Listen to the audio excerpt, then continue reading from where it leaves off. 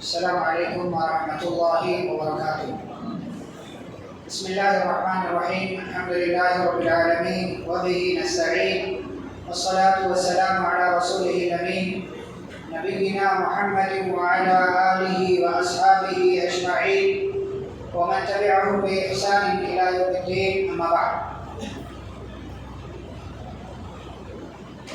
معزز حاضرین، محترم سامعین، آج کی مجلس میں قرآن مجید کی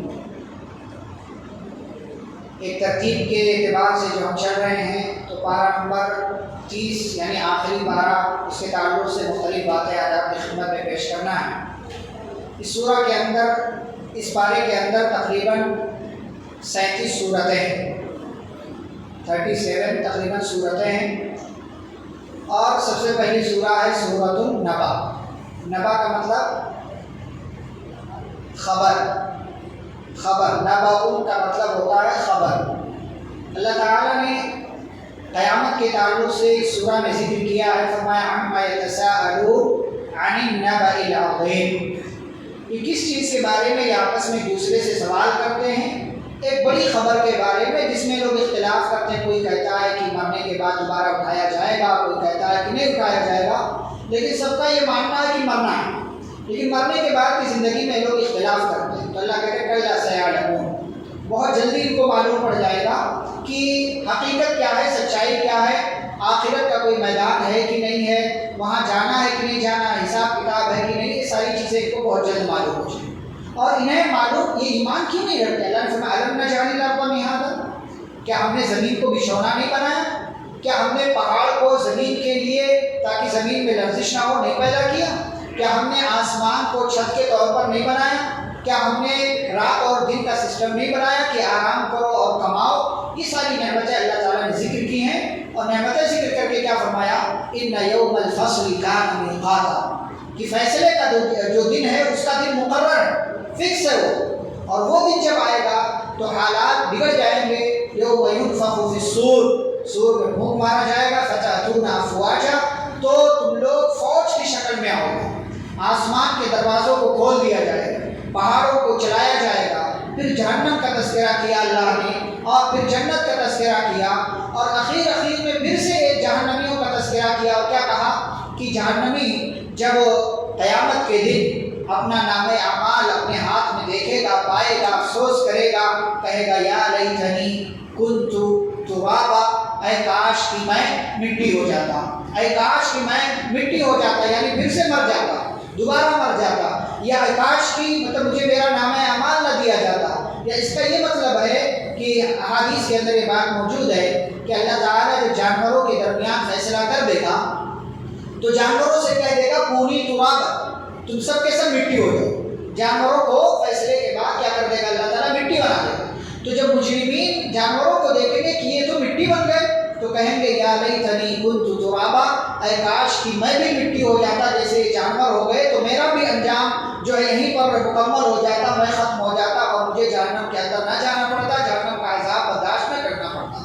قرآن کے اندر اللہ تعالیٰ نے کچھ ایسی تمنائیں اور آرزویں رکھی ہیں کہ انسان وہ تمنا وہ آرزو کرتا ہے لیکن اس کا کوئی فائدہ نہیں، اس کا کوئی فائدہ نہیں۔ ایک موت کے وقت تمنا کرنا کہ اے اللہ تعالیٰ واپس بھیج دے، موت کے وقت تمنا کرنا کاش میں مسلمان ہوتا، قبر کے اندر تمنا کرنا کہ دوبارہ دنیا کے اندر بھیج دیا جائے، حساب کتاب کے وقت تمنا کرنا، حساب کتاب کے بعد تمنا کرنا، جہنم کے عذاب کو دیکھ کر کے تمنا کرنا، اور اپنے جو ہے پیروں اور مرشدوں کی حالت دیکھ کر کے تمنا کرنا کہ اے کاش ہم نے ایسا نہ کیا ہوتا، اے کاش ہم نے اطاعت کی ہوتی، اے کاش ہم نے بات مانا ہوتا، اے کاش ہم نے رسولوں کی بات کو سنا ہوتا، عمل کیا ہوتا۔ اللہ فرماتی ہے یہ ساری تمنائیں، ساری آرزویں کسی کام کی نہیں ہیں، اور وہاں پر تمنا اور آرزو کرنے سے کوئی فائدہ نہیں ہوگا۔ اس لیے موقع ہے، یہ اللہ تعالیٰ یہ قرآن مجید کے اخیر میں یہ پیغام ہو اور آپ کو دے رہے یہ ساری باتیں بتا کر کے کہ اے لوگوں اپنی فکر کرو، اپنی فکر کرو، اپنے آپ کو بناؤ۔ دنیا میں احساس کر لیا تو اچھی بات ہے، ورنہ آخرت میں احساس ہوگا اور کہو گے اے کاش میں مر جاؤں، اے کاش دوبارہ بھیج دیا جائے، اے کاش مٹی ہو جاؤ۔ تو یہ سب ایسی تمنائیں ہیں جو کبھی بھی مکمل اور پوری نہیں ہونے والی ہیں۔ اس کے بعد سورۃ النازعات کا آغاز ہوتا ہے۔ سورۃ النازعات کی ابتدا میں اللہ تعالیٰ نے فرشتوں کا تذکرہ کیا، ان کی قسم کھائی ہے، اس کے بعد قیامت کا تذکرہ کیا، پھر فرعون کا تذکرہ کیا، پھر آسمان کو زمین کی پیدائش کا اللہ تعالیٰ نے تذکرہ کیا، اور اس کے بعد اللہ تعالیٰ فرماتے ہیں کہ اللہ نے یہ ساری چیزیں سب تمہارے لیے بنائی، متاعا لکم ولانعامکم، تمہارے لیے، تمہارے سامان کے طور پر اللہ تعالیٰ نے یہ ساری چیزیں پیدا کیا ہے، لہٰذا اے انسانوں ان چیزوں کو اپنے کاموں کے لیے استعمال کرو، اللہ کے شکر گزار بندے بنو۔ کیوں؟ اس لیے کہ ایک دن قیامت آنے والی ہے، فَإِذَا جَاءَتِ الطَّامَّةُ الْكُبْرَىٰ، جب وہ بہت بڑی چیز آ جائے گی تو اس دن انسان چاہے گا کہ وہ نصیحت حاصل کرے، لیکن نصیحت حاصل کرنے کا کوئی فائدہ نہیں۔ جو انسان دنیا میں اللہ کی بات کو نہ مانے، اپنی مرضی کے مطابق چلے، ایسے بندے کا ٹھکانہ فرمایا فَإِنَّ الْجَحِيمَ هِيَ الْمَأْوَىٰ، جہنم اس کا ٹھکانہ، وَأَمَّا مَنْ خَافَ مَقَامَ رَبِّهِ وَنَهَى النَّفْسَ عَنِ الْهَوَىٰ، اور جو اپنے رب کے سامنے کھڑا ہونے سے ڈر گیا، یعنی جس کے اندر یہ احساس پیدا ہو گیا کہ مجھے رب کے سامنے جانا ہے، رب کے سامنے کھڑے ہو کر کے حساب و کتاب دینا، اس لیے دنیا میں اچھائیاں کر لوں، جو اللہ سے ڈر گیا اور نفس کی غلامی سے جس نے اپنے آپ کو بچا لیا، فَإِنَّ الْجَنَّةَ هِيَ الْمَأْوَىٰ، تو جنت ایسے بندے کا ٹھکانہ ہے۔ اس کے بعد سورہ عبسہ کا آغاز ہوتا ہے۔ سورہ عبسہ کی ابتدا میں خاص واقعہ اللہ نے ذکر کیا۔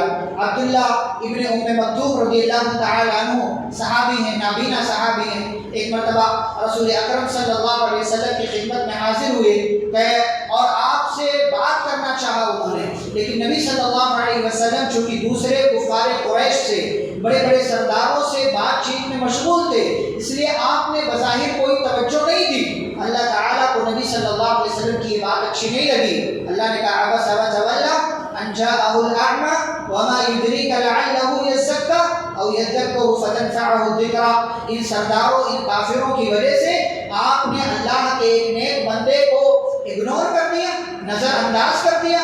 ہو سکتا ہے کہ وہ بات سنتا، آپ سے کوئی بات پوچھتا، اس پر عمل کرتا۔ یہ لوگ جو آپ کی بات نہیں مانتے، آپ پر الزام لگاتے، ان کی وجہ سے آپ اپنے ماننے والوں کو چھوڑ رہے ہیں، ایسا آپ کو نہیں کرنا چاہیے۔ اس کے بعد اللہ تعالیٰ نے قرآن کا تذکرہ کیا، فرشتوں کا تذکرہ کیا، پھر نعمتوں کا تذکرہ کیا۔ اللہ فرماتے فَلْيَنظُرِ الْإِنسَانُ إِلَىٰ طَعَامِهِ، انسان کو اپنا کھانا دیکھنا چاہیے۔ أَنَّا صَبَبْنَا الْمَاءَ صَبًّا، کہ آسمان سے ہم بارش نازل کرتے ہیں۔ ثُمَّ شَقَقْنَا الْأَرْضَ شَقًّا، ہم زمین کو پھاڑتے ہیں۔ فَأَنبَتْنَا فِيهَا حَبًّا، ہم اس میں دانے کے ذریعے اناج غلہ اگاتے ہیں۔ وَعِنَبًا وَقَضْبًا، ہم انگور اگاتے ہیں، ہم جو ہے اور دیگر وَزَيْتُونًا وَنَخْلًا، ہم زیتون، کھجور کا درخت اور دیگر دوسرے میوے، دوسرے پھل فروٹ اور اسی طریقے سے سبزیاں، دیگر سامان اگاتے ہیں۔ کس کے لیے؟ متاعا لکم، تمہارے لیے، وَلِأَنْعَامِكُمْ، تمہارے جانوروں کے لیے۔ تو تم نصیحت کیوں نہیں حاصل کرتے؟ انسان کو دیکھنا چاہیے اپنے کھانے کی طرف۔ فَإِذَا جَاءَتِ الصَّاخَّةُ، اس لیے کہ جب چیخنے والی آ جائے گی، یوم یفر المرء من اخیہ، وہ دن وہ ہوگا جس دن انسان اپنے بھائی سے بھاگے گا، وَأُمِّهِ وَأَبِيهِ، اپنی ماں سے بھاگے گا، باپ سے بھاگے گا، وَصَاحِبَتِهِ وَأَخِيهِ، اور انسان اپنی اولاد سے، اپنی بیوی سے، اپنے بھائیوں سے بھاگے گا۔ لِكُلِّ امْرِئٍ مِّنْهُمْ يَوْمَئِذٍ شَأْنٌ يُغْنِيهِ، اللہ فرماتے ہر شخص اپنے آپ میں ہوگا، ہر شخص اپنے آپ میں ہوگا۔ قیامت کے دن انسانوں کو اٹھایا جائے گا، سارے لوگ ننگے بدن ہوں گے، ننگے پیر ہوں گے۔ پیارے نبی صلی اللہ علیہ وسلم نے بات کہی، فرمایا یحشر الناس یوم القیامۃ حفاۃ عراۃ غرلا بہما، فرمایا قیامت کے دن لوگوں کو اٹھایا جائے گا ننگے پاؤں، ننگے بدن، جیسے ماں کے پیٹ سے پیدا ہوئے تھے اسی طریقے سے یہ ہوں گے، اسی حالت میں ہوں گے۔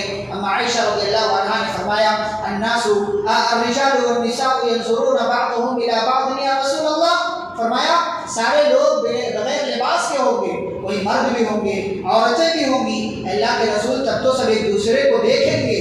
پیارے نبی نے فرمایا عائشہ کون سے خیال میں ہو، کون سی سوچ میں ہو، وہ موقع کہاں ہوگا، انسانوں کی وہ حالت کہاں ہوگی کہ کسی اور کو دیکھیں، اپنے میں سب ایسے بزی ہوں گے، سب کی حالت ایسے خراب ہوگی، رب کا جاہ و جلال، رب کی عظمت، رب کی بادشاہت، رب کی جباریت اور رب کی قہاریت دیکھ کر ایسے اتنے پریشان ہوں گے کہ کسی کو دوسرے کو دیکھنے کی فرصت ہی نہیں ہوگی۔ لوگ کہاں دیکھیں گے؟ سارے لوگ اللہ رب العالمین کے سامنے کھڑے ہوں گے۔ گردن جھکائے سر جھکائے کھڑے ہوں گے اور لوگوں کو صرف اپنی پڑی ہوگی، کسی کو دوسرے کی کوئی فکر نہیں ہوگی۔ اس کے بعد سورۃ التکویر، سورۃ التکویر کا آغاز ہوتا ہے۔ اللہ تعالیٰ نے اس سورہ کے اندر قیامت کا منظرنامہ ذکر کیا، قیامت آئے گی تو کیا کیا ہوگا۔ اذا الشمس كورت، سورج کو لپیٹ لیا جائے گا۔ وَإِذَا النُّجُومُ انكَدَرَتْ، ستارے بکھر جائیں گے، بے نور کر دیے جائیں گے۔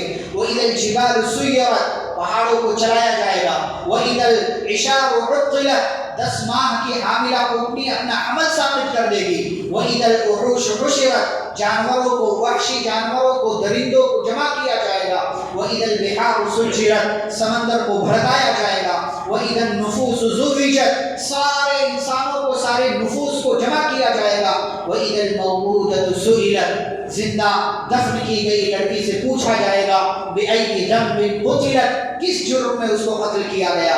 وَإِذَا السَّمَاءُ كُشِطَتْ، آسمان کو لپیٹا جائے گا۔ وَإِذَا الْجَحِيمُ سُعِّرَتْ، جہنم کو بھڑکایا جائے گا۔ وَإِذَا الْجَنَّةُ أُزْلِفَتْ، جنت کو قریب لایا جائے گا۔ یہ وہ سارے منظرنامے ہیں۔ اللہ ذکر کرنے کے بعد کہتے ہیں عَلِمَتْ نَفْسٌ مَّا أَحْضَرَتْ، اس وقت ہر انسان یہ جان لے گا کہ اس نے کیا کیا ہے، کیسے کیا ہے، کیوں کیا ہے، کیا کر کے آیا ہے۔ لہٰذا لوگوں اس زندگی کی فکر کرو۔ اس کے بعد سورۃ الانفطار کا آغاز ہوتا ہے۔ اس سورہ کے اندر بھی اللہ نے قیامت کا تذکرہ کیا۔ اذا السماء انفطرت، آسمان پھٹ جائے گا، آسمان پھٹ جائے گا۔ وَإِذَا الْكَوَاكِبُ انتَثَرَتْ، ستارے بکھر جائیں گے۔ وَإِذَا الْبِحَارُ فُجِّرَتْ، سمندروں کو بھڑکایا جائے گا۔ وَإِذَا الْقُبُورُ بُعْثِرَتْ، قبروں کو پھاڑ کر کے مردوں کو دوبارہ اٹھایا جائے گا۔ عَلِمَتْ نَفْسٌ مَّا قَدَّمَتْ وَأَخَّرَتْ، ہر انسان جانے گا اس نے کیا کیا ہے، کیا چھوڑا ہے۔ اللہ بڑی محبت سے پوچھتے ہیں یا ایھا الانسان، یا ایھا الانسان ما غرک بربک الکریم، جس اللہ نے تیرے ساتھ اتنے احسانات کیے، اے انسان بتا اس رب کریم سے، اس عظیم رب سے کس چیز نے تجھے دھوکے میں ڈال دیا، کس چیز نے تجھے اللہ کے راستے سے دور کر دیا۔ اے انسان غور کر، اے انسان سوچ، اے انسان فکر میں مبتلا ہو، اپنی زندگی کی گاڑی کو کس جانب تو لے کر کے جا رہا ہے۔ تجھے رب کے راستے پر جانا تھا، تو شیطان کے راستے پر جا رہا۔ ما غرک بربک الکریم، کس چیز نے تجھے تیرے کریم معزز بہترین رب سے غافل کر دیا۔ کون سا رب؟ الذی خلقک فسواک فعدلک، جس نے تجھے پیدا کیا، اچھے سے پیدا کیا، تیرا جسم بنایا، تیری باڈی بنائی، تیری باڈی کے پارٹس بنائے، تجھے برابر کر دی۔ فی ای صورت ما شاء رکبک، جس سانچے میں چاہا تجھے ڈھال دیا، جس صورت میں چاہا تجھے پیدا کر دیا۔ کلا بل تکذبون بالدین، تو اسی رب کی باتوں کا انکار کرتا ہے، قیامت کو جھٹلاتا ہے، حالانکہ تیرے اوپر فرشتے مقرر ہیں، کرامن کاتبین ہیں، یعلمون ما تفعلون، یہ فرشتے وہ سب جانتے ہیں جو تو کرتا ہے۔ تو کیوں غافل ہو گیا، تو کیوں بھٹک گیا، کس چیز نے تجھے دھوکے میں مبتلا کر دیا۔ ان الابرار لفی نعیم، نیک لوگ نعمتوں میں ہوں گے اور برے لوگ جہنم میں ہوں گے۔ یوم لا تملک نفس لنفس شیئا، اللہ فرماتے ہیں قیامت کا دن وہ دن ہے جس دن کوئی بھی کسی کا کوئی مالک نہیں، ذرہ برابر کسی کے لیے کوئی کام نہیں آئے گا، مالک نہیں ہوگا۔ والامر یومئذ للہ، اور ہر طرح کا معاملہ اللہ رب العالمین کے ہاتھ میں ہوگا، وہی اللہ تعالیٰ سارے فیصلے کرے گا۔ پھر سورۃ المطففین کا آغاز ہوتا ہے۔ یہ وہ سورہ ہے جو ناپ تول میں کمی کرنے والوں کے نام پر اللہ نے رکھا ہوا ہے۔ ویل للمطففین، ناپ تول میں کمی کرنے والوں کے لیے ویل۔ اور ناپ تول میں کمی کرنا صرف یہ نہیں ہے کہ 1 کلو کے بجائے 900 یا 950 گرام آپ دیں، صرف یہ ناپ تول میں کمی نہیں ہے۔ ناپ تول میں کمی یہ بھی ہے کہ آپ کو جو ذمہ داری ملے اس ذمہ داری کو ادا نہ کریں۔ ناپ تول میں کمی یہ بھی ہے کہ آپ کی 10 گھنٹے کی ڈیوٹی ہو، 9 ہی گھنٹہ کر کے آپ بھاگ جائیں، یہ بھی ناپ تول میں کمی۔ ناپ تول میں کمی یہ بھی ہے کہ ڈیوٹی کے ٹائم پہ آپ کو موبائل یوز نہیں کرنا ہے، آپ چپکے سے موبائل یوز کرتے، یہ بھی ناپ تول میں کمی۔ ناپ تول میں کمی یہ بھی ہے کہ ڈیوٹی کے ٹائم بیٹھ کر کے آپ گیم کھیلیں، گرچہ آپ کا کام ہو گیا لیکن ڈیوٹی کے ٹائم پر آپ کو اس چیز کی اجازت نہیں ہے، لہٰذا یہ بھی ناپ تول میں کمی کرنا شمار کیا جائے گا۔ آج دیکھیں لوگ مارکیٹ میں کس طریقے سے ناپ تول میں کمی کرتے ہیں، 2 نمبر مال کو 1 نمبر کہہ کر کے بیچتے ہیں، ڈیمیج مال کو جو ہے چھپا کر کے کسی طریقے سے یہ بک جائے بیچتے ہیں، یہ سب ناپ تول میں کمی کرنے والے لوگ ہیں۔ اور جیسے اللہ تعالیٰ نے قوم شعیب کو ہلاک کیا ناپ تول میں کمی کرنے کی وجہ سے، ایسے ہی دوسری قوموں کو اللہ تعالیٰ ہلاک کر سکتا ہے۔ اور فرمایا ناپ تول میں جو قوم کمی کرتی ہے، فرمایا وَلَمْ يَنْقُصُوا الْمِكْيَالَ وَالْمِيزَانَ إِلَّا أُخِذُوا بِالسِّنِينِ وَشِدَّةِ الْمَؤُونَةِ وَجَوْرِ السُّلْطَانِ عَلَيْهِمْ۔ ناپ تول میں جو بھی قوم کمی کرے گی اس پر 3 عذاب آئے گا۔ عذاب نمبر 1، اس کے یہاں بارش نہیں ہوگی، اس علاقے میں بارش نہیں ہوگی، قحط سالی ہوگی۔ نمبر 2، وشدت المؤونہ، مہنگائی ہو جائے گی۔ آج ہمارے یہاں لوگ شکایت کرتے ہیں فلاں پارٹی کی وجہ سے مہنگائی بڑھ رہی ہے، فلاں پارٹی کی وجہ سے نہیں، تمہاری نسل کی وجہ سے مہنگائی بڑھ رہی ہے۔ یہ پیارے نبی صلی اللہ علیہ وسلم کی حدیث ہے۔ کسی پارٹی کے آنے جانے سے مہنگائی اور سستائی کا جو ہے کوئی تعلق نہیں ہے، یہ تمہاری حرکتوں کی وجہ سے مہنگائی بڑھ رہی ہے۔ جو قوم ناپ تول میں کمی کرنا شروع کر دے گی اس قوم کو اللہ تعالی مہنگائی کے عذاب میں مبتلا کر دے گا۔ آج دیکھیں مارکیٹ میں کس طریقے سے لوگ جو ہے ناپ تول میں کمی کر رہے ہیں، اسی لیے ایسے ماحول میں، ایسے علاقوں میں اللہ تعالیٰ نے مہنگائی کو رکھا ہوگا، وشدت الموت۔ اور نمبر 3، وجور السلطان علیہم، ظالم حکمراں کو اللہ مسلط کر دیتا ہے، کوئی ظالم حاکم بن جاتا ہے۔ آپ اس چیز کو آسانی سے سمجھ سکتے ہیں، اس چیز کو آسانی سے سمجھ سکتے ہیں۔ ناپ تول میں کمی کریں گے، ظالم حکمراں اللہ تعالیٰ آپ کے اوپر مسلط کر دے گا، اور آپ سے زیادہ ان ساری چیزوں کو کوئی نہیں سمجھ سکتا ہے۔ مہنگائی بھی آپ کے یہاں ہے، بارش بھی آپ کے یہاں صحیح طریقے سے نہیں ہوتی ہے، اور تیسری والی بات آپ اچھے سے جانتے ہیں کہ کس طریقے سے آج لوگ ظلم کے شکار ہیں۔ صرف مسلمان نہیں، سارے کے سارے لوگ اس طریقے سے ظلم کے شکار ہیں، اور کیسا ماحول جو ہے بدلا جا رہا ہے۔ تو یہ ناپ تول میں کمی کرنے کا، یہ تو دنیاوی عذاب ہوا۔ آخرت کا عذاب کیا ہے؟ وَيْلٌ لِّلْمُطَفِّفِينَ، ویل ہے ناپ تول میں کمی کرنے والوں کے لیے، ویل ہے، ہلاکت ہے، بربادی ہے۔ یہ ساری چیز اللہ نے ذکر کی ہے، اور اس کے بعد اللہ نے فرمایا کہ نیک لوگوں کی جو روحیں ہوتی ہیں وہ علیین میں رکھی جاتی ہیں، اور برے لوگوں کی جو روحیں ہوتی ہیں وہ سجین میں رکھی جاتی ہیں، اور قیامت کے دن ان سب کو جمع کیا جائے گا، روحوں کو لوٹایا جائے گا، دوبارہ اٹھایا جائے گا، حساب کتاب ہوگا۔ نیک لوگ نعمتوں میں ہوں گے، اور برے لوگ جو ہے جہنم میں اور عذاب کے اندر ہوں گے۔ پھر سورۃ الانشقاق کا آغاز ہوتا ہے۔ اس سورہ کے اندر بھی اللہ تعالیٰ نے قیامت کا تذکرہ کیا۔ اذا السماء انشقت، جب آسمان پھٹ جائے گا، انشقاق ٹکڑے ٹکڑے ہو جائے گا۔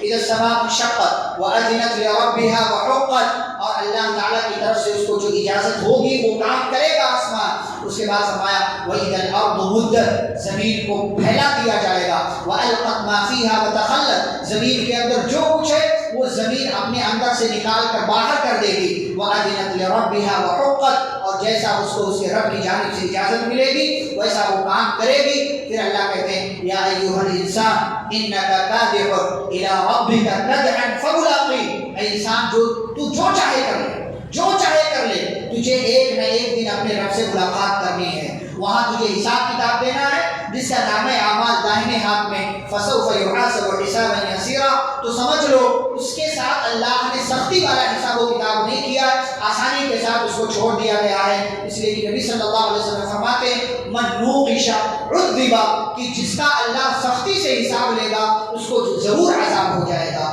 لیکن اگر اللہ تعالیٰ بس، جیسے بعض دفعہ کیا ہوتا ہے، کوئی بچہ ہے پڑھنے میں اچھا ہے، ہمیں یقین ہوتا ہے کہ ہاں اس میں سب اچھا لکھا ہوگا، تو ایک سرسری ہم چیک کر کے چھوڑ دیتے ہیں، یا بعض دفعہ کسی کی اچھائی کو دیکھ کر کے کوئی تھوڑی سی غلطی میں چھوڑ دیں، ہاں بھائی یہ اچھا، چلو کبھی کبھار غلطی ہو جاتی ہے چھوڑ۔ اسے اللہ تعالیٰ بھی اگر نیکیاں زیادہ ہیں تو اللہ تعالیٰ کا چلو معاف کر دیا، جاؤ دائیں ہاتھ میں نام اعمال مل گیا، جاؤ۔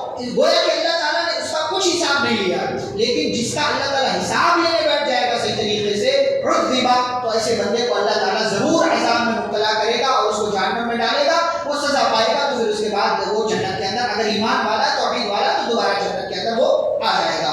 اور اللہ تعالیٰ نے فرمایا جس کا نام اعمال بائیں ہاتھ میں، یہاں پر اللہ نے پیٹھ کے پیچھے سے ذکر کیا، تو دو نشانیاں ہیں، بائیں ہاتھ میں نام اعمال یا تو سیدھا سیدھا ملے گا یا تو پیٹھ میں پیچھے سے ملے گا۔ فرمایا فَيَنْقَلِبُ وَأَمَّا مَنْ أُوتِيَ كِتَابَهُ وَرَاءَ ظَهْرِهِ فَسَوْفَ يَدْعُو ثُبُورًا، نام اعمال بائیں ہاتھ میں ملے گا، سمجھ جائے گا کہ میرے لیے جہنم کا فیصلہ ہو گیا، ہلاکت کو پکارے گا، وہ سوچے گا کاش میں مر جاؤں، کاش فنا ہو جاؤں، کاش ختم ہو جاؤں۔ اللہ کہے گا إِنَّهُ كَانَ فِي أَهْلِهِ مَسْرُورًا، دنیا میں بڑا ترم خان بنتا تھا، بڑے مزے کی زندگی گزار کے آیا، کوئی نیک کام نہیں کیا، إِنَّهُ كَانَ فِي أَهْلِهِ مَسْرُورًا إِنَّهُ ظَنَّ أَن لَّن يَحُورَ، سمجھتا یہ تھا کہ مال و دولت سے کبھی ختم نہیں ہوگا، بلا إِنَّ رَبَّهُ كَانَ بِهِ بَصِيرًا، اللہ نے فرمایا سب کچھ تمہارے رب کو پتہ ہے، اور سارا تمہارا رب سب کچھ دیکھ رہا ہے، اس رب سے بھاگ کر نہیں جا سکتے ہو۔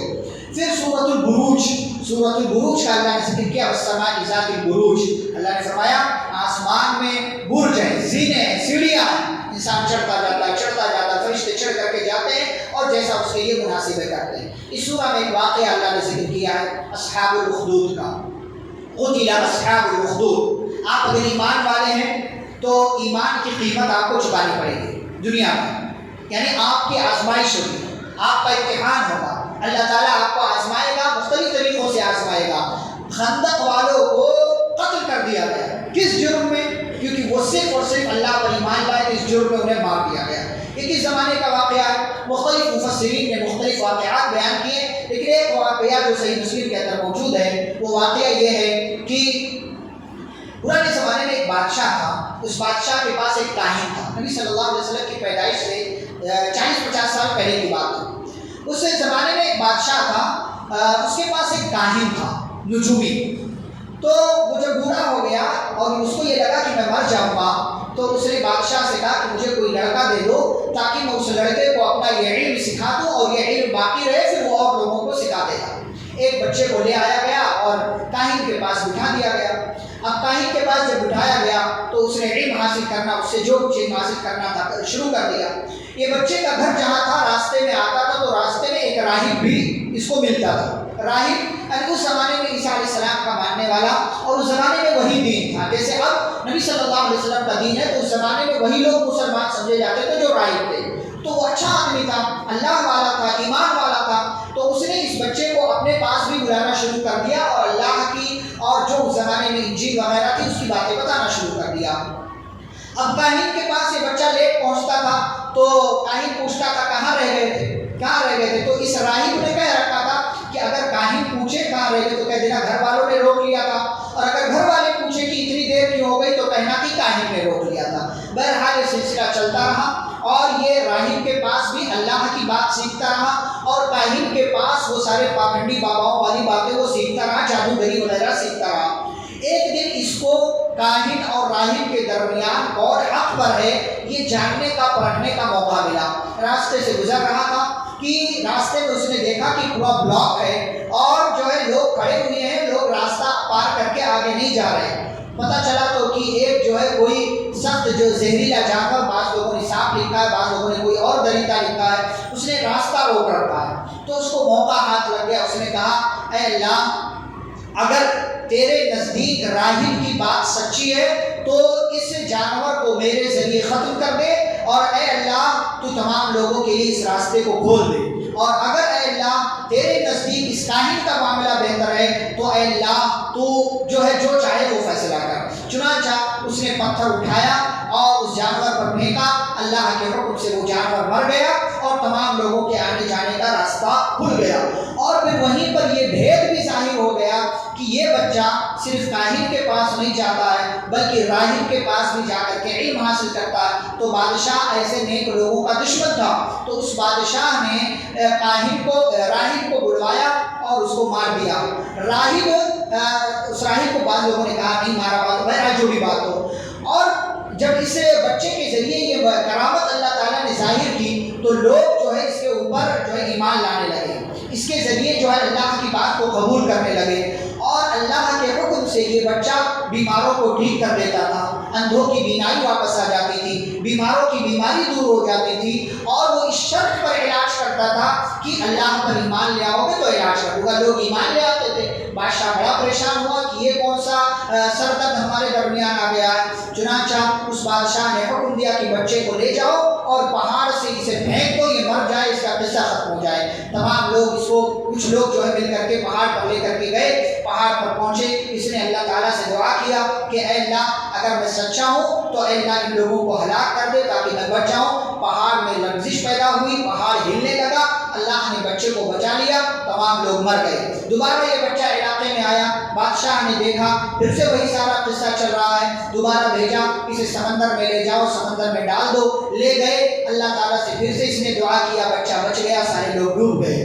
اب یہ بچہ پھر سے دوبارہ علاقے میں آیا تو بادشاہ سے کہتا ہے بادشاہ اگر تم مجھے مارنا چاہتے ہو تو ایک کام کرو کہ ایک جو ہے میدان میں تمام لوگوں کو جمع کرو اور میرے اوپر بسم اللہ رب ھذا الغلام کہہ کر کے تیر چلاؤ۔ یعنی اللہ کے نام سے جو اس بچے کا رب ہے یہ کہہ کر کے تیر چلاؤ پھر میں مر جاؤں گا۔ بادشاہ نے ایسا ہی کیا، تیر چلائی گئی، یہ کلمہ پڑھا گیا اور پھر وہ بچہ جو ہے قتل کر دیا گیا، شہید کر دیا گیا۔ وہیں پر سارے لوگوں نے یہ منظر دیکھا، ان لوگوں کو لگا کہ جب یہ کرشمہ، یہ معجزہ، یہ کرامت ہو سکتی ہے، یہ ایمان اتنی عظیم دولت ہے تو کیوں نہ ہم اسی رب پر ایمان لے آئے۔ تمام لوگوں نے کہا آمنا برب ھذا الغلام، ہم اس بچے کے رب پر ایمان لاتے ہیں۔ تمام لوگ مسلمان ہو گئے۔ اب بادشاہ کے سامنے ایک بچے کا بھی تو مسئلہ تھا، لیکن اب سارے لوگوں کا مسئلہ ہو گیا۔ بادشاہ نے کہا ایک گڑھا کھودا جائے، خندق کھودی گئی، آگ جلائی گئی اور کہا گیا کہ جو بھی ایمان کو چھوڑ کر کے ہمارے دین میں دوبارہ واپس نہیں آتا اس کو اس خندق میں ڈال دو۔ تمام لوگ آتے رہے، کودتے رہے، آتے رہے، کودتے رہے، یہاں تک کہ ایک عورت آئی جس کے ہاتھ میں دودھ پیتا ہوا بچہ تھا۔ وہ عورت ذرا رکی، ذرا وہاں پر ٹھہری، بچے کی محبت میں، ایمان جو ہے اپنے جسم کو بچانے کے لیے نہیں بلکہ بچے کی محبت میں، بچہ جو ابھی دودھ پیتا ہوا تھا پکار اٹھا، امی جان آپ حق پر ہیں، کود جائیے، میری فکر مت کیجیے۔ وہ عورت اپنے بچے سمیت اس خندق میں کود گئی اور اس طریقے سے ان سارے لوگوں کو ایمان لانے کے جرم میں بادشاہ نے زندہ آگ میں ڈال دیا اور تمام لوگ ہلاک ہو گئے۔ اسی کو اللہ نے کہا قتل اصحاب الاخدود، خندق والے قتل کر دیے گئے۔ جرم کیا تھا؟ وما نقموا منهم الا ان يؤمنوا بالله العظیم، ان کو سزا صرف اس لیے دی گئی کیونکہ یہ اللہ پر ایمان لائے تھے۔ اللہ جس کے ہاتھ میں آسمان و زمین کی بادشاہ، اللہ نے فرمایا کہ جن لوگوں نے مومنوں کو آزمایا پھر توبہ نہیں کیا، اللہ کا انداز دیکھیں، اللہ کیا کہتے ہیں، یعنی سارے مسلمانوں کو مار دیا ان لوگوں نے، لیکن اللہ کیا کہتے ہیں اگر پھر بھی یہ لوگ توبہ کر لیتے تو ہم معاف کر دیتے۔ یہ اللہ کی رحمت ہے، یہ اللہ کی رحمت ہے، لیکن ان لوگوں نے توبہ نہیں کیا تو اللہ فرماتے فلہم عذاب جہنم، ان کے لیے جہنم کا عذاب ہے اور ان کے لیے آگ کا عذاب ہے۔ پھر اللہ نے اپنی صفات ذکر کی، ان بطش ربک لشدید، آپ کے رب کی پکڑ بہت سخت ہے، بہت سخت ہے، رب کی پکڑ سے کہیں پر بھاگ کر نہیں جا سکتے ہو۔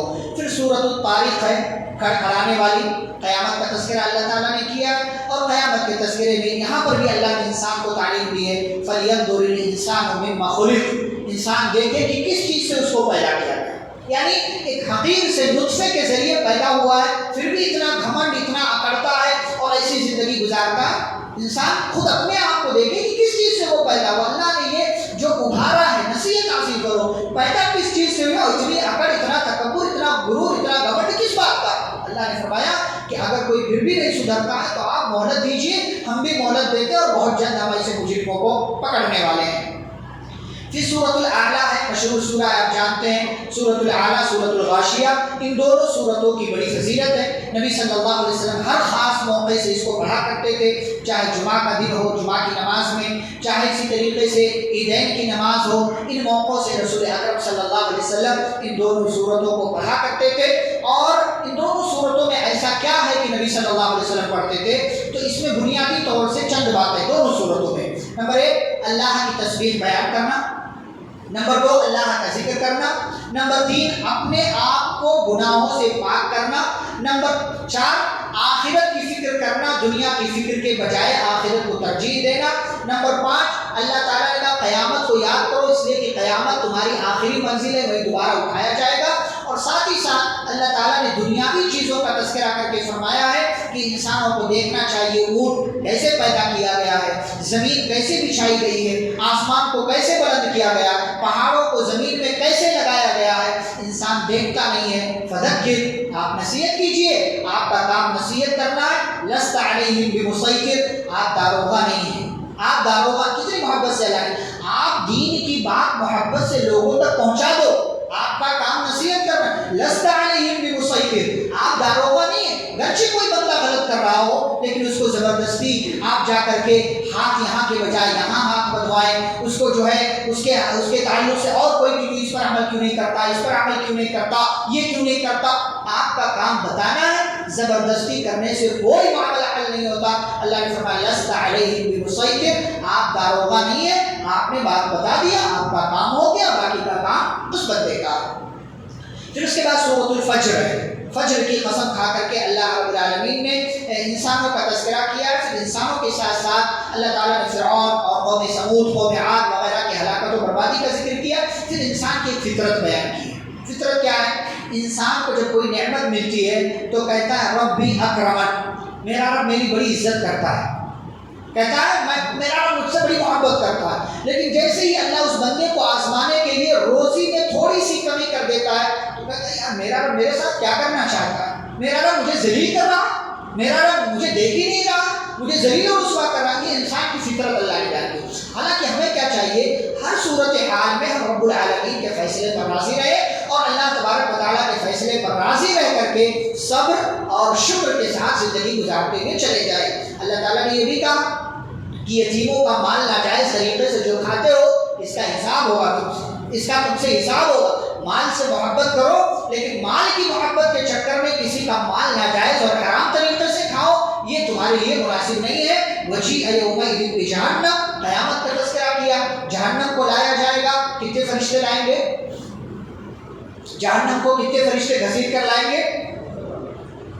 4 ارب 90 کروڑ فرشتے، 490 کروڑ فرشتے گھسیٹ کر جہنم کو لے کر کے آئیں گے۔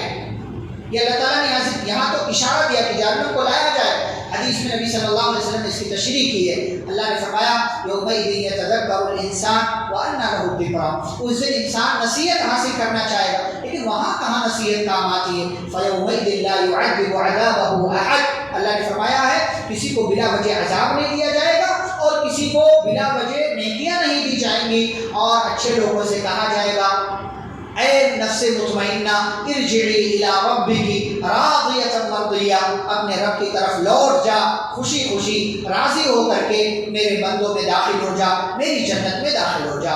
پھر سورۃ البلد ہے، اللہ تعالیٰ نے مکے کا تذکرہ کیا، مکہ شہر کی قسم کھا کر کے کہا کہ آپ جو ہے ایک ایسے شہر میں ہیں جو شہر خوبصورت ہے، جو شہر پیارا ہے، اللہ رب العالمین کی کوئی اولاد نہیں، اللہ کسی کا باپ نہیں ہے۔ اور پھر آگے اللہ تعالیٰ نے کہا اے نبی کیا ہم نے انسان کو 2 آنکھیں نہیں دی، 2 ہونٹ نہیں دیے؟ کیا ہم نے انسانوں کو مختلف نعمتیں نہیں دی؟ کیا ہم نے انسانوں کو دونوں راستے نہیں دکھا دیے؟ اب اس کی یہ ذمہ داری ہے، یہ جدھر جانا چاہے گا ہم ادھر اس کو لے کر کے چلے جائیں گے۔ دونوں راستے اللہ نے دکھا دیے ہیں، ایک راستہ جو ہے جنت کا ہے، ایک راستہ جہنم کا ہے، ایک دین کا راستہ ہے، ایک جو ہے شیطان کا راستہ ہے۔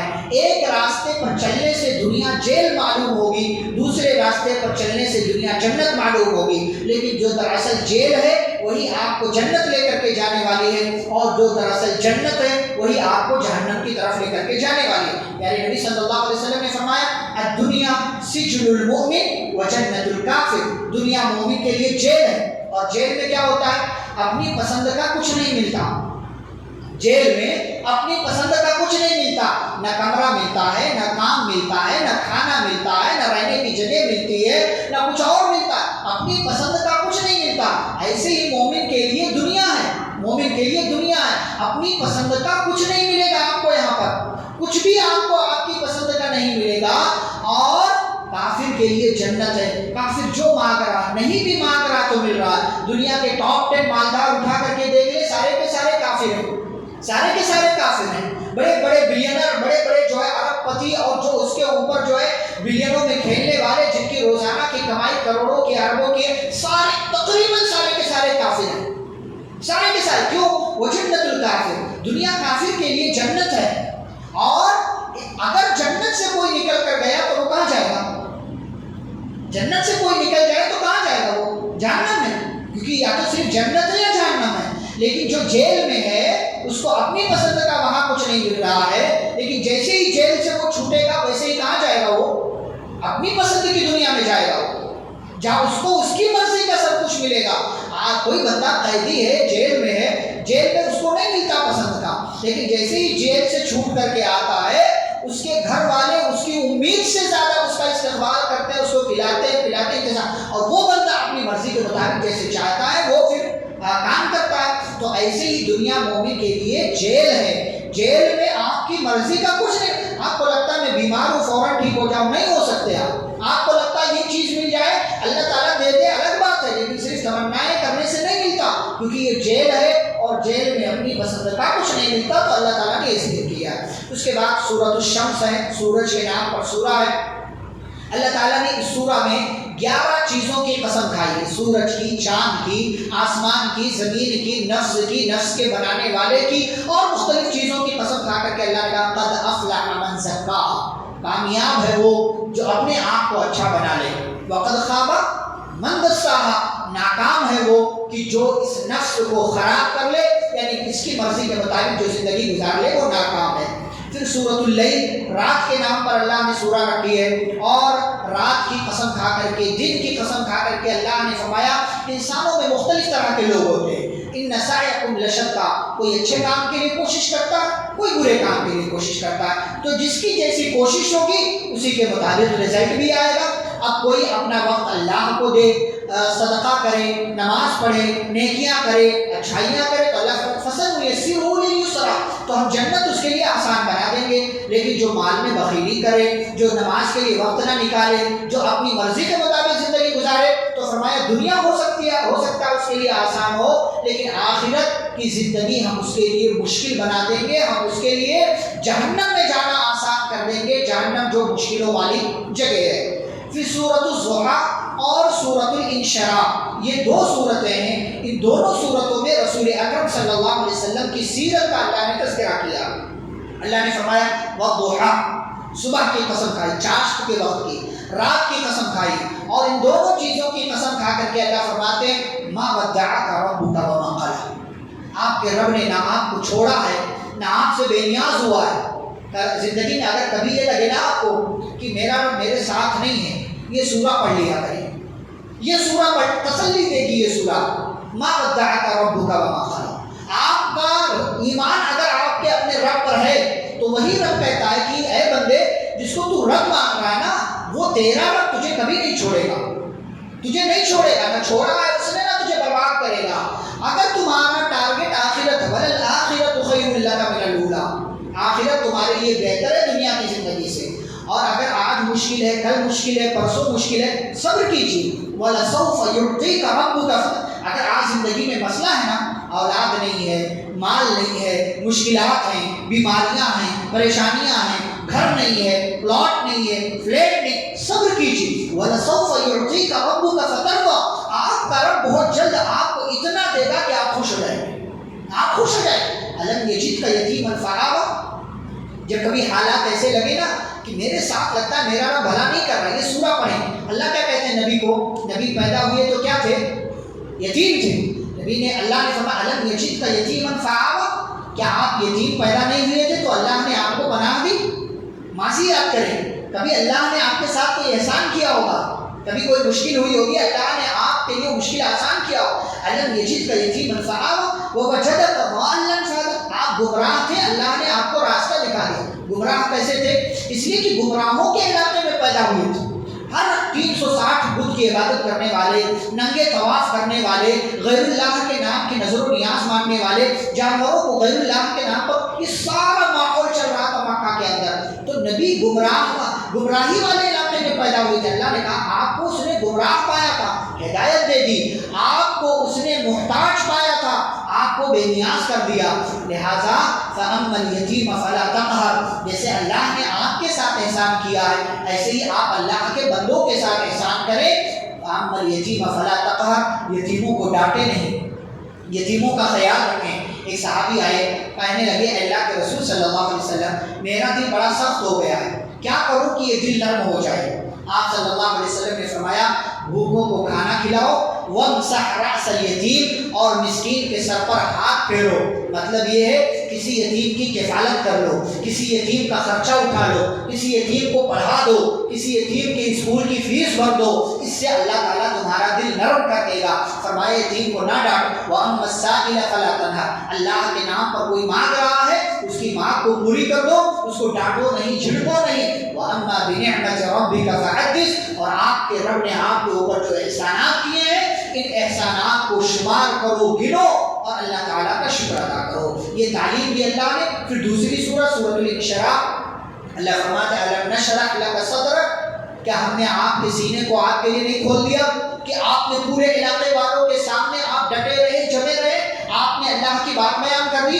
وَوَضَعْنَا عَنْكَ وِزْرَكَ، اللہ فرماتے ہیں آپ کے اوپر بوجھ تھا، ہم نے اس بوجھ کو آپ سے دور کر دیا۔ الَّذِي أَنْقَضَ ظَهْرَكَ، اللہ کہ آپ اس بوجھ کے اس جو آپ کے اوپر جو ذمہ داری تھی اس کے بوجھ سے آپ جھکے جا رہے تھے، اللہ نے اس بوجھ کو آپ کے لیے آسان کر دیا۔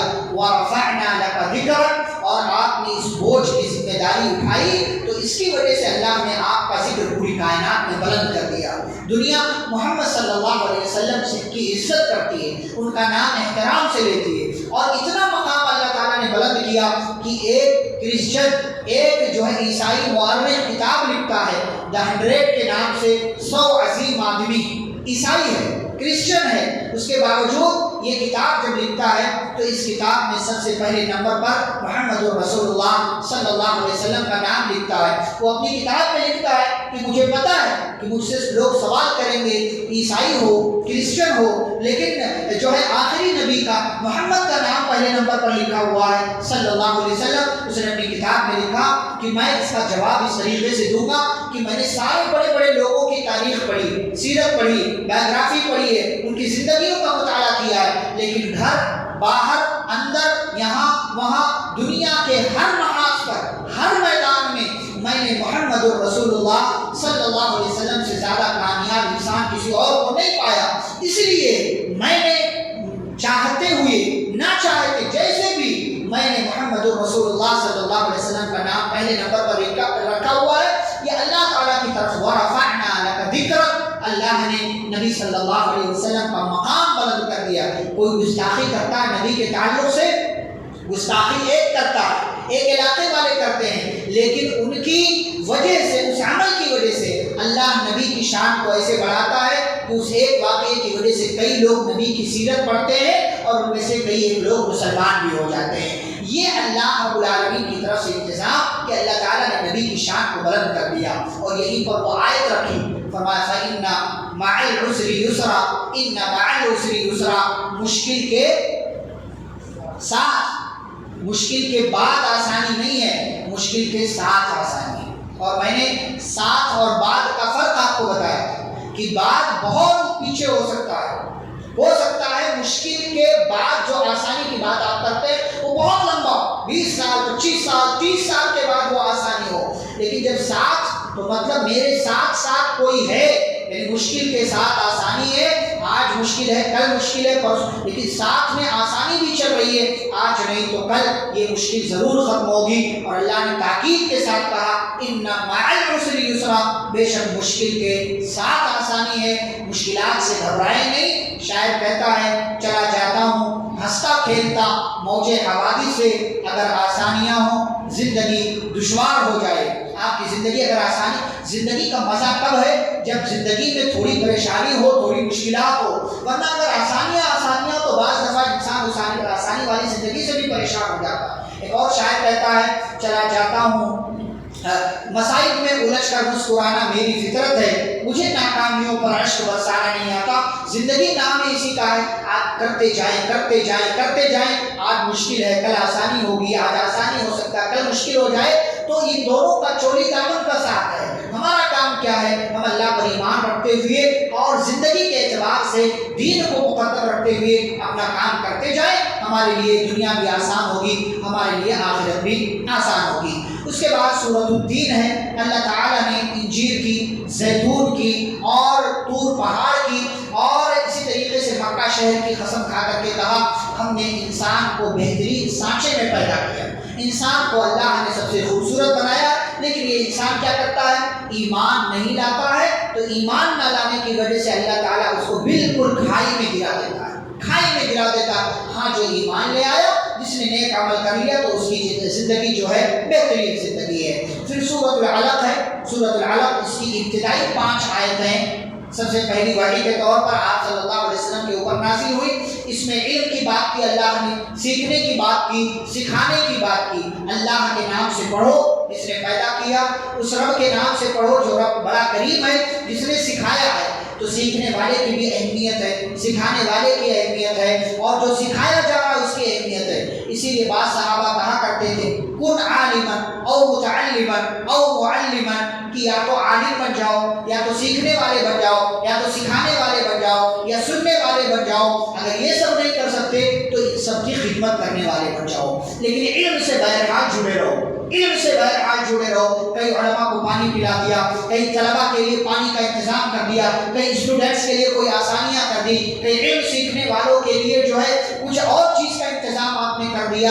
تو کسی نہ کسی طریقے سے آپ کو علم سے جڑے رہنا چاہیے۔ اور اس کے بعد اللہ تعالیٰ نے کہا ہے کہ جو بے نیاز ہو گیا، جس نے دنیا کی زندگی کو ترجیح دے دی، تو اس کو بہت سخت زندگی میں رکھا جائے گا۔ اسی لیے لوگوں اللہ تعالیٰ کے لیے سجدہ کرو، اللہ تعالیٰ سے قریب ہو جاؤ۔ پھر سورۃ القدر ہے، آپ جانتے ہیں انا انزلناہ فی لیلۃ القدر، اللہ نے کہا ہم نے اس قرآن کو شب قدر میں، رات میں یعنی لیلۃ القدر میں ہم نے نازل کیا ہے، اور اللہ نے لوح محفوظ سے آسمان دنیا پر بیک وقت یہ مکمل قرآن نازل کیا، اور اس کے بعد آسمان دنیا سے ضرورت کے مطابق جیسی جیسی ضرورت پڑی مکمل 22 سے 23 سال میں اللہ نے مکمل قرآن کو پیارے رسول صلی اللہ علیہ وسلم پر نازل کیا، اور آپ اسی کے مطابق لوگوں کو تبلیغ کرتے رہے، اللہ کے دین کی طرف بلاتے رہے۔ پھر سورۃ البینہ ہے، اس سورہ میں اللہ نے اخلاص کے ساتھ عبادت کرنے کا حکم دیا، اور جو ہے ہر قسم کی برائی سے بچنے کا حکم دیا۔ ساتھ ہی ساتھ کہا کہ جنہوں نے کفر کیا، شرک کیا، وہ ہمیشہ کے لیے جہنم میں ڈالے جائیں گے، اور یہ لوگ سب سے برے لوگ، سب سے بری مخلوق وہی ہے جو اللہ کے ساتھ شرک کرے، اللہ کے ساتھ کفر کرے۔ لیکن جو لوگ ایمان لے آئے، جنہوں نے نیک عمل کیا، یہ دنیا کے سب سے اچھے لوگ ہیں، اور یہی وہ لوگ ہیں جن کا بدلہ جنت ہے، ہمیشہ ہمیشہ رہیں گے، اللہ ان سے راضی اور یہ اللہ سے راضی۔ پھر سورۃ الزلزال، اللہ نے فرمایا اذا زلزلت الارض زلزالها، جب زمین کو جھنجھوڑ دیا جائے گا اور زمین اپنے خزانوں کو نکال کر کے باہر رکھ دے گی، تب انسان کیا کہے گا؟ ما لہا، اس کو کیا ہو گیا ہے؟ آج ہی خزانہ نکال رہی ہے، ہم زندہ تھے تب تو نہیں نکالا اس نے، ہم زندہ تھے تب تو نہیں نکالا۔ یہ دوسرا مفہوم اس کا یہ ہے کہ زمین پر جو کچھ ہوا، انسانوں نے زمین پر جو کچھ کیا، اچھائیاں برائیاں، فتنے فساد، اچھے کام، جو کچھ بھی کیے، وہ قیامت کے دن زمین ساری باتیں بتا دے گی۔ آج جیسے ویڈیو چلتے ہیں ایسے زمین بتائے گی، زمین بولے گی، یومئذ تحدث اخبارها، زمین بولے گی، زمین بتائے گی کہ کیا ہوا، کس نے کیا کیا، کس نے اچھا کیا، کس نے برا۔ انسان کہتا ہے کیا ہو گیا اس کو، یہ کیسے بول رہی ہے؟ اللہ کہتے ہیں ان ربک اوحی لها، رب نے اس کو صلاحیت دی ہے، آج یہ اس لیے بول رہی ہے۔ یومئذ یصدر الناس اشتاتا لیروا اعمالهم، انسانوں کو ٹکڑیوں میں، فوجوں میں، گروہوں میں لایا جائے گا تاکہ اپنا نام اعمال یہ دیکھیں، اپنا نام اعمال دیکھیں گے۔ فمن یعمل مثقال ذرۃ خیرا یرہ، ایک ذرے کے برابر نیکی کی ہوگی آپ نے، وہ بھی دیکھیں گے۔ ومن یعمل مثقال ذرۃ شرا یرہ، جس نے ذرہ برابر برائی کی ہوگی وہ بھی دیکھے گا۔ اس کے بعد سورۃ العادیات ہے، اللہ تعالیٰ نے مختلف طرح کے گھوڑوں کی قسم کھائی ہے، اور اس کے بعد کہا ان الانسان لربہ لکنود، انسان اپنے رب کا بڑا ناشکرا ہے، بڑا ناشکرا، انسان بڑا بدماش، بڑا ناشکرا، اللہ تعالیٰ دیتا رہتا ہے، یہ ناشکری کرتا رہتا، لیکن اس کے باوجود مال چاہتا وَإِنَّهُ لِرُبِّ الْخَيْرِ لَشَدِيدٌ، مال کا بڑا حریص ہے، لالچی ہے، اتنا لالچی ہے کہ مال کماتے کماتے کماتے کماتے کہاں چلا جاتا ہے؟ اللہ تعالیٰ نے آگے سورۃ التکاثر میں ذکر کیا حَتَّى زُرْتُمُ الْمَقَابِرَ، یہاں تک کہ مال لینے کے لیے کبھی قبر تک چلا جاتا ہے، یا مال کماتے کماتے قبر تک پہنچ جاتا ہے، لیکن پھر بھی اس کا پیٹ نہیں بھرتا، اس لیے کہ اس کی فطرت میں ہے لا یملأ جوف ابن آدم الا التراب، انسان کے پیٹ کو صرف مٹی بھر سکتی ہے، کوئی اور چیز انسان کے پیٹ کو نہیں بھر سکتی۔ اسی لیے نبی صلی اللہ علیہ وسلم نے کہا لو کان لابن آدم وادیان من ذهب لابتغى ثالثا، فرمایا اگر کسی انسان کے پاس 2 وادی کے برابر سونا ہو، وادی سمجھتے کیا ہوتی وادی؟ 2 پہاڑ کے درمیان جو خالی جگہ ہوتی ہے اس کو وادی بولتے ہیں۔ کتنی بڑی جگہ ہوتی ہے؟ فرمایا اتنی بڑی جگہ کے برابر، 2 وادی کے برابر اگر انسان کے پاس سونا ہو، لابتغى ثالثا، تو سوچے گا کاش ایک اور مل جائے، وہ بھی مل جائے تو کاش ایک اور مل جائے۔ انسان کا پیٹ نہیں بھرتا، پیٹ نہیں بھرتا، یہ کمانا یہ کمانا یہ کمانا یہ کمانا، حالانکہ مال زیادہ ہو اس کا شوق رکھنا یہ غلط نہیں ہے، شوق رکھنا غلط نہیں ہے، خواہش، کیونکہ تو فطرت میں ہے، لیکن لالچی ہونا یا اس کے لیے غلط راستہ اختیار کرنا یا جو ہے کوئی اور فکرم بازی کرنا یہ غلط ہے۔ راستہ آپ غلط اختیار کریں، غلط راستے سے مال کمائیں تو یہ پھر غلط ہو جائے گا، اسی چیز کو اللہ نے ذکر کیا۔ پھر سورۃ القاریہ، قاریہ یہ بھی قیامت کا ایک نام ہے، قیامت آئے گی، اللہ فرماتا ہے یوم یکون الناس کالفراش المبثوث، انسان کیسے ہو جائے گا؟ جیسے بچھونا بچھائے ہوتے ہیں ویسے انسان پڑا ہوگا. وَتَكُونُ الْجِبَالُ كَالْعِهْنِ الْمَنْفُوشِ اور پہاڑ کیسے ہوں گے؟ اتنا بھاری بھرکم پہاڑ ہے اللہ تعالیٰ لیکن اس پہاڑ کو کیا بنا دے گا؟ جیسے کاٹن ہوتا ہے، روئی، کاٹن، کاپوس، جو بھی آپ کہتے ہو، جیسے ہوا میں آپ اڑا دے اڑتا ہوا یہاں سے وہاں، کوئی حیثیت نہیں، کوئی حیثیت نہیں ہوگی. ایسے بھاری بھرکم پہاڑ کی قیامت قائم ہونے کے بعد کوئی حیثیت نہیں ہوگی. اللہ نے فرمایا جس کا نام اعمال بھاری ہو گیا وہ جنت میں جائے گا، جس کا نام اعمال کا پلڑا ہلکا ہو گیا فَأُمُّهُ حَاوِيَةٌ، اس کا ٹھکانہ حاویہ ہے. اور حاویہ کیا ہے؟ نار حامیہ، گرم آگ ہے جہاں انسانوں کو ڈالا جائے گا. پھر سورۃ التکاثر جیسا کہ میں نے کہا انسان زیادہ زیادہ اور ملے اور ملے اور ملے اور ملے، ہر میں مزید کی صدا لگاتا ہے کہاں سے اور کتنا مال مل جائے. اللہ فرماتے ہیں کلا سوف تعلمون، بہت جلد تمہیں معلوم ہوگا. اور یہی سارے جملے بار بار اللہ نے دہرائے. پھر کیا کہا؟ ثم لتسألن یومئذ عن النعیم. غریب لوگ مالداروں سے بہت پہلے جنت میں چلے جائیں گے. کیوں؟ اس لیے کہ مال کا حساب ان کو نہیں دینا پڑے گا. مال کے حساب سے وہ خالی ہوں گے، اور جس کے پاس مال جتنا زیادہ ہوگا اس کا اتنا ہی زیادہ حساب ہوگا. یہ کمپنی سے مال آیا، یہ پلاٹ سے مال آیا، یہ دکان سے مال آیا، یہ دکان سے مال، کہاں لگا ہے؟ کہاں لگا؟ ثم لتسألن یومئذ عن النعیم. ایک ایک نعمت کے بارے میں اللہ تعالیٰ سوال کرے گا. کیا کیا، کیسے کیا، کہاں لگا؟ ماذا، اللہ نے فرمایا کہ کمایا تھا، من این اکتسبہ وفیما انفقہ، کمایا کہاں سے، لگایا کہاں پر، یہ سارے سوالات اللہ کرنے والا. اور پھر اسی لیے اس کے بعد والی سورہ میں فوراً کیا کہا؟ والعصر، قسم ہے زمانے کی، ان الانسان لفی خسر، بے شک، ترجمہ کیا کرتے؟ بے شک انسان، کہ تمام انسان، تمام انسان. الف لام وہی ہے جو الحمد والا الف لام، یہ الف لام وہی ہے جو الحمد میں ہے. تمام تعریف، تمام انسان خسارے میں ہے. الا، مگر کون خسارے میں نہیں ہے؟ الذین آمنوا، جو ایمان لے آئے، وعملوا الصالحات، نیک عمل کریں، وتواصوا بالحق، ایک دوسرے کو اچھی بات بتائیں، وتواصوا بالصبر، اور اگر زندگی پریشانی میں ہے تو ایک دوسرے کے لیے تسلی کا، صبر کا ذریعہ اور سبب بنے. یہی لوگ ہیں جو کامیاب ہونے والے. بقیہ سارے لوگ گھاٹا، خسارہ اور نقصان اٹھانے والے ہیں. پھر سورۃ الہمزہ ہے، وَيْلٌ لِكُلِّ ہُمَزَةٍ لُمَزَةٍ، تانا دینے والا، عیب بیان کرنے والا، غیبت کرنے والا، ایسے لوگوں کے لیے ویل ہے، ہلاکت ہے، برباد. لوگ بڑے آسان سمجھتے ہیں کسی کی بھی برائی بیان کر دو. اللہ نے فرمایا ایسے لوگوں کے لیے ویل ہے، ہلاکت ہے اور بربادی ہے. پھر اصحاب الفیل کا سورۃ الفیل اللہ نے ذکر کیا. اصحاب الفیل واقعہ آپ جانتے ہیں کہ نبی صلی اللہ علیہ وسلم کی پیدائش سے تقریباً 50 یا 55 دن پہلے، 50 یا 55 دن پہلے یہ واقعہ ہوا. ہاتھی والوں کا واقعہ. کیا واقعہ ہوا؟ یمن کے علاقے میں حبشہ کے بادشاہ کی طرف سے ایک جو ہے گورنر مقرر تھا، ذمہ دار تھا، اس کا نام تھا ابرہہ الاشرم اس کا نام تھا.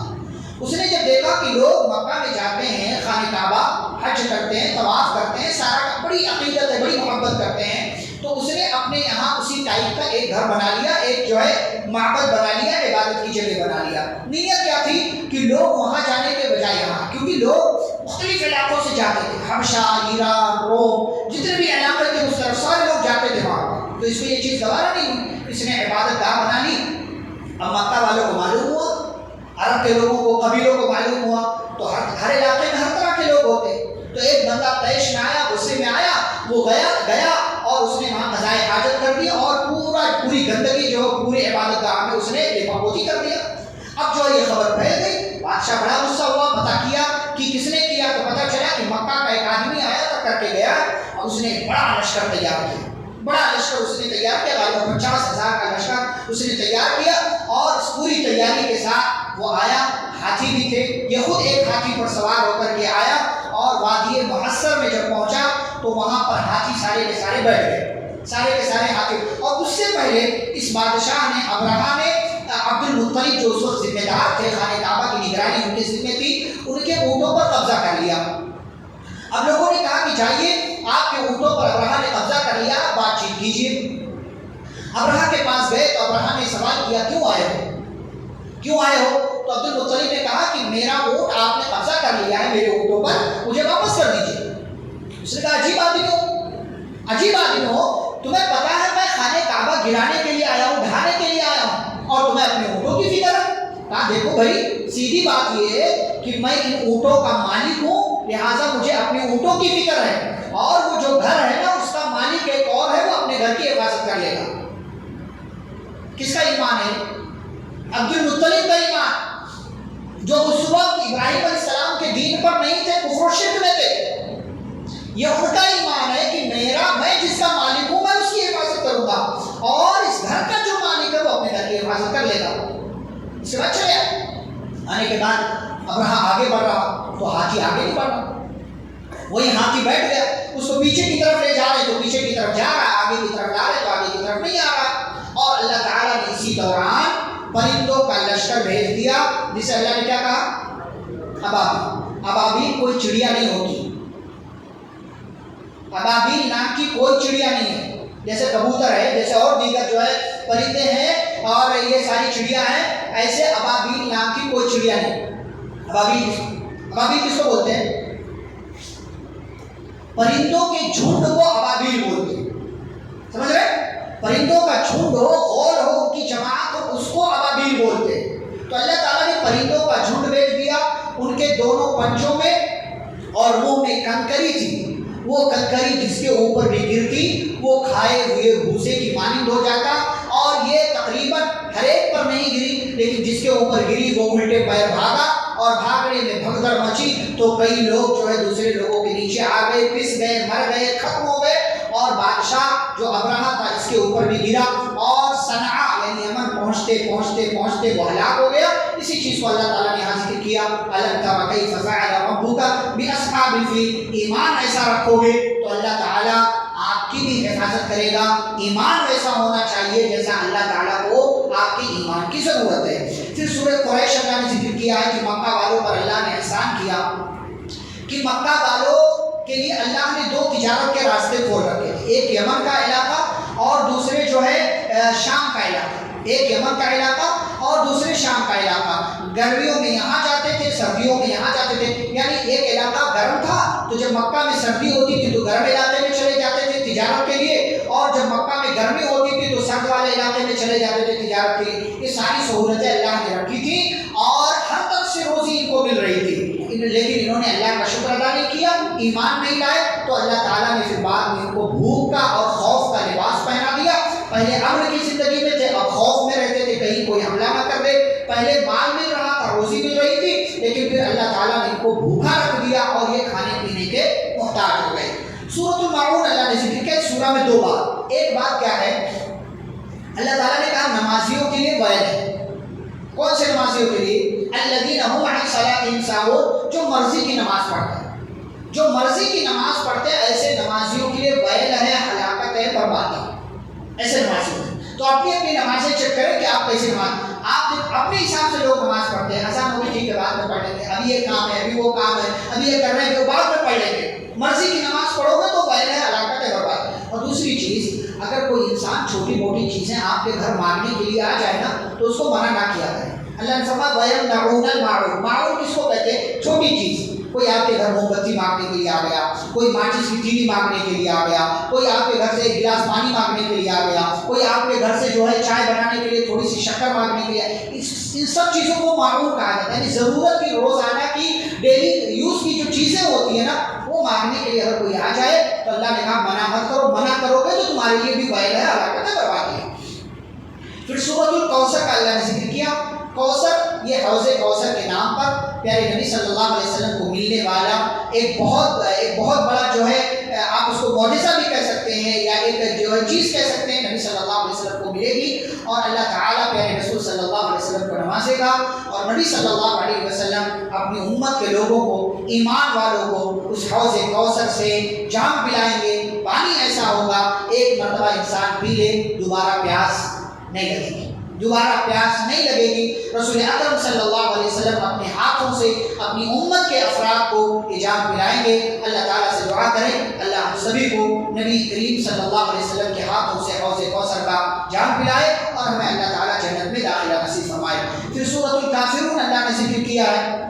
اس سورہ میں دو ٹوک الفاظ اللہ تعالیٰ نے اعلان کیا۔ کافر لوگ آئے نبی صلی اللہ علیہ وسلم سے کہنے لگے کہ کہ آپ جو ہے ہمیں ایسے دین کی طرف بلاتے ہیں جس کی طرف آنا ہمارے لیے مشکل ہے، تو ایک کام کیجئے کہ آپ جو ہے تھوڑے دن ہمارے معبودوں کی عبادت کر لیں، تھوڑے دن ہم آپ کے معبود کی عبادت کر لیں گے۔ کمپرومائز کر لیجیے، پہلے تھوڑا آپ ہماری والی کریں، تھوڑا ہم آپ کی والی کریں گے۔ تو اللہ نے دو ٹوک الفاظ میں نبی سے کہہ دیا، قل، کہہ دیجیے اے کافروں، میں اس چیز کی عبادت نہیں کر سکتا جس کی تم عبادت کرتے ہو، اور جس کی میں عبادت کرتا ہوں تم لوگ اس کی عبادت کرنے کے لیے تیار نہیں ہو، تو لکم دینکم ولی دین، تمہارے لیے تمہارا دین، میرے لیے میرا دین۔ جہاں ایمان کی بات آ جائے، توحید کی بات آ جائے، نو کمپرومائز، ذرا برابر بھی سمجھوتا آپ کو نہیں کرنا وہاں۔ 0.001% بھی آپ کو کمپرومائز اپنی توحید، اپنے ایمان، اپنے عقیدے کے ساتھ نہیں کرنا۔ اگر کمپرومائز کرنا گوارا ہوتا، صحابہ کبھی بھی اتنا ظلم برداشت نہیں کرتے۔ اس لیے توحید کی بات آ جائے تو کمپرومائز نہیں کرنا ہے۔ اور پھر اس کے بعد سورۃ النصر اللہ نے ذکر کیا، اذا جاء نصر اللہ والفتح، نبی کریم صلی اللہ علیہ وسلم کی وفات کا تذکرہ۔ آپ سوچیں جب نبی کریم صلی اللہ علیہ وسلم کا انتقال ہو سکتا ہے تو ہماری اور آپ کی کیا حیثیت، میری اور آپ کی کیا حیثیت؟ رسول اکرم صلی اللہ علیہ وسلم کا انتقال ہو گیا، صحابہ نے آپ صلی اللہ علیہ وسلم کو اپنے ہاتھوں سے قبر میں لحد میں اتار دیا، لیکن ہم نصیحت نہیں حاصل کرتے۔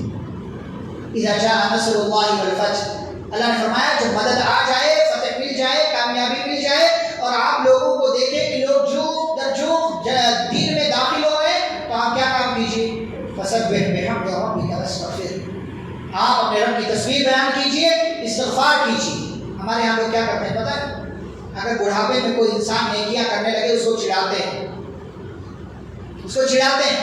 اب آیا نیکیاں کر، اب آیا نیکیاں کر، پوری زندگی پوری جوانی خرابی میں گزار دی، اب آیا نیکیاں کر۔ آخری عمر میں بھی کوئی نیک بن جاتا ہے، اس کی نیکی اللہ کو قبول ہے۔ کوئی آخری عمر میں توبہ کر لے، اس کی توبہ اللہ کو قبول ہے۔ اللہ سے استغفار کر لے، اس کا استغفار کرنا اللہ کو قبول ہے۔ چڑھائے نہیں کسی کو تانا نہ دیں، کسی کی برائیوں کا چرچا کر کے اس کو جو ہے عبادت سے دور نہ کریں۔ اور اسی زمین میں پہلے بھی میں نے کہا، لوگ کہتے ہیں 900 چوہے کھا کر کے بھی عرش ہو جائے گی۔ بھائی ٹھیک ہے، ایک بندے نے گناہ کیا، احساس ہو گیا، مرنے سے پہلے توبہ کر لیا اس نے، اللہ تعالیٰ سے معافی مانگ لی، اور بطور خاص اللہ تعالیٰ کو حکم دے رہے نا کہ بندہ جب آخری عمر میں پہنچے تو اسے پہلے سے زیادہ اللہ کی تسبیح بیان کرنا چاہیے۔ اچھا، تسبیح کی زیادہ اہمیت ہے یا استغفار کی؟ کس کی اہمیت زیادہ؟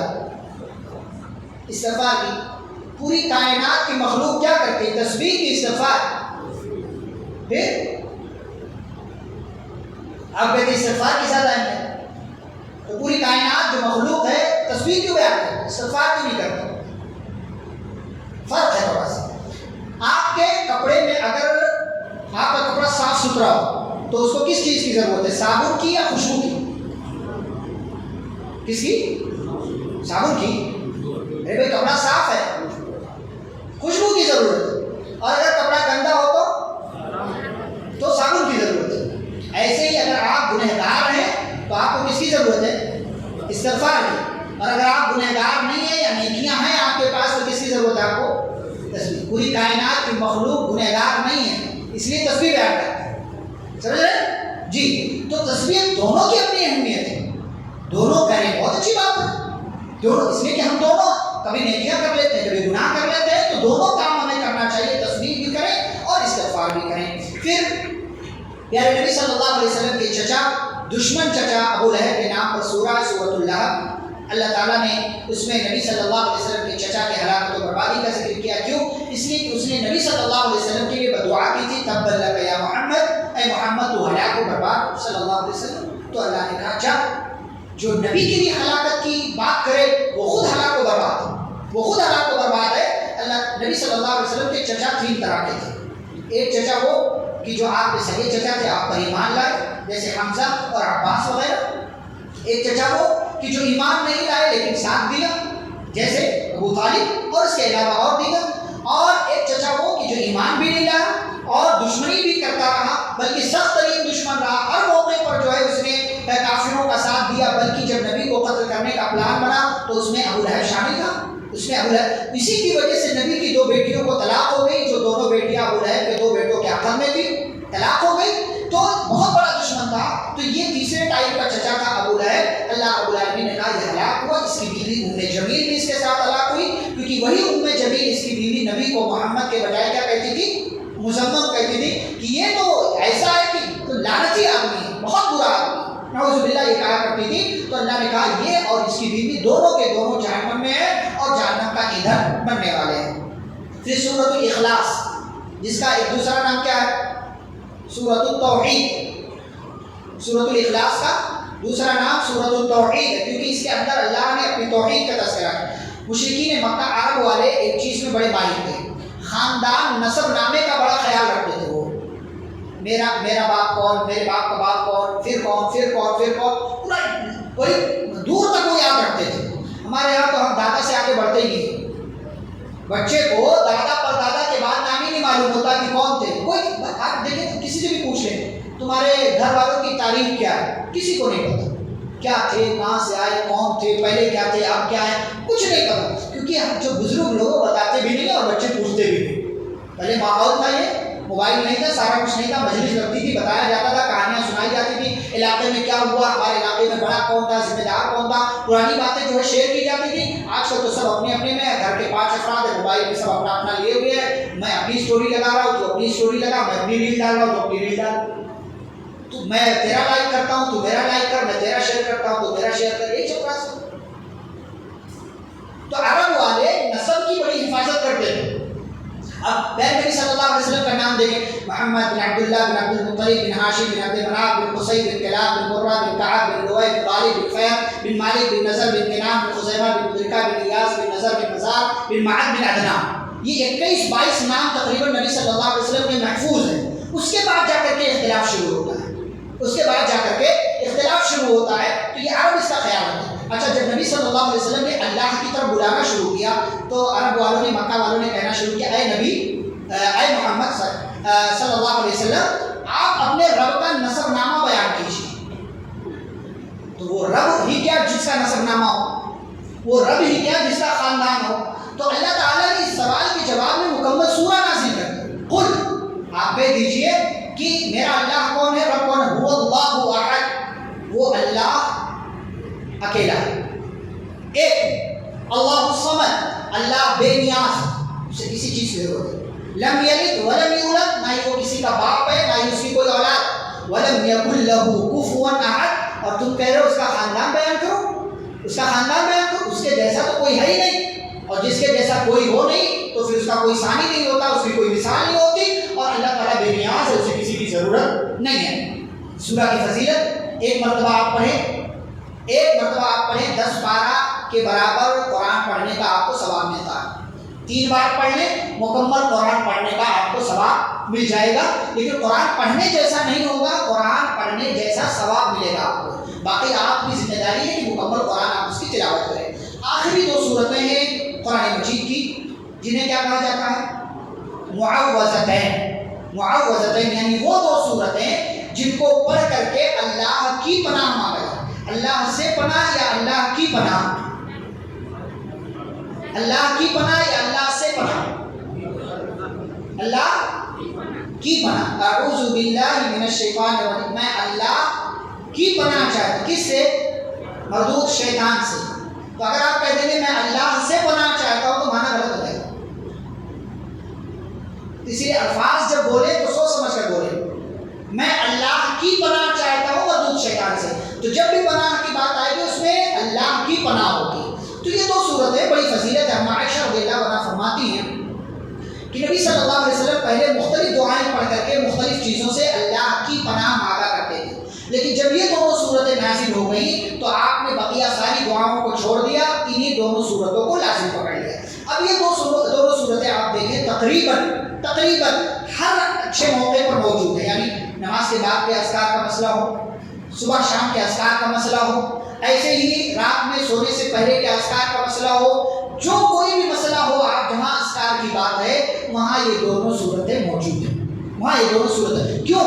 اس لیے کہ اس میں آپ ہر قسم کے شر، حسد، جلن، جادو، بری نظر، شیطانی وسوسہ، انسانوں کی طرف سے آنے والی برائیاں، ہر قسم کی برائیوں سے، ہر قسم کی غلط چیزوں سے اللہ کی پناہ مانگتے ہیں۔ اسی لیے اپنی زندگی میں ان دونوں صورتوں کو لازم پکڑ لیں، ہر ایک کو یاد رکھیں۔ اور میں نے اس سے پہلے بھی شاید آپ کو کہا ہے کہ کچھ چیزیں جو ہم سب کو یاد ہوتی ہے لیکن ہم اس پر عمل نہیں کرتے، سورۃ الفاتحہ، آیت الکرسی اور معوذتین، یہ تینوں وہ عظیم ہتھیار اللہ تعالیٰ نے آپ کو دیے ہیں کہ اگر ان تینوں کو آپ پڑھ کر کے اپنے مریضوں پر، بیماروں پر، یا اسی طریقے سے اپنے گھر پر، کھانے پر، چیزوں پر، دکان پر، مکان پر، جس پر چاہیں آپ دم کر دیں، اللہ کی طرف سے ان تمام چیزوں کی حفاظت ہوگی۔ آپ یہاں وہاں پھرنے کے بجائے، یہاں وہاں کسی کے پاس جانے کے بجائے خود کام کیوں نہیں کرتے؟ خود سے دم کیوں نہیں کرتے؟ یا آپ کو اپنے اوپر بھروسہ نہیں؟ آپ کو اپنے اوپر بھروسہ نہیں؟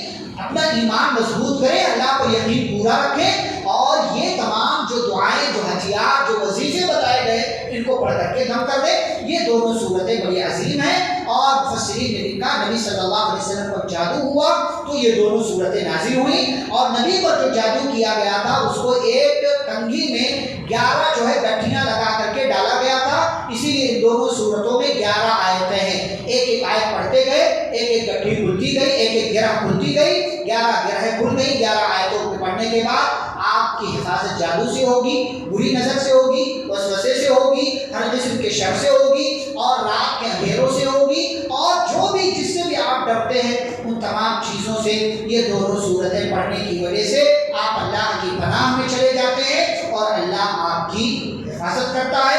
یہاں پر یہ صورتیں مکمل ہوئی، قرآن مکمل ہوا۔